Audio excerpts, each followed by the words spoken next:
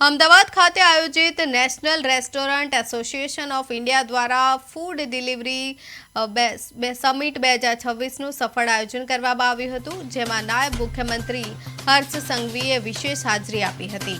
આ સમિટમાં ભારતની food delivery ઇકોસિસ્ટમના ભવિષ્યને નવી દિશા આપવા માટે દેશભરમાંથી રેસ્ટોરન્ટ માલિકો, ઉદ્યોગ અગ્રણીઓ અને ક્ષેત્રના નિષ્ણાંતો એક મંચ પર એકઠા થયા હતા. આ પ્લેટફોર્મ થકી ફૂડ સેક્ટરમાં નવીનતા, વિકાસ અને ડિજિટલ ક્રાંતિને વેગ આપવા માટે વિવિધ વિષયો પર અર્થપૂર્ણ ચર્ચાઓ અને સહયોગ માટેના વિચારોનું આદાન-પ્રદાન કરવામાં આવ્યું હતું.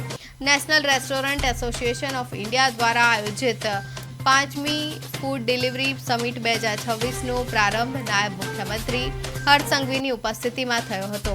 આ પ્રસંગે તેમણે સ્ટેચ્યુ ઓફ યુનિટીથી લઈને કચ્છ સુધી સમગ્ર રાજ્યમાં ફૂડ ડિલિવરી ઇકોસિસ્ટમનો વ્યાપ વધારવા માટે ગુજરાત સરકાર દ્વારા પૂર્ણ સહયોગ આપવાની ખાતરી આપી હતી.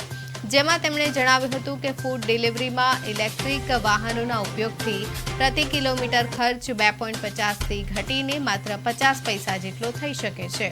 આ ઉપરાંત વડાપ્રધાનના વિઝનથી આકાર પામેલા ગિફ્ટ સિટી ખાતે ફૂડ સેક્ટર માટે વિપુલ તકો પણ ઉમેરી હોવાનું તેમણે જણાવ્યું હતું.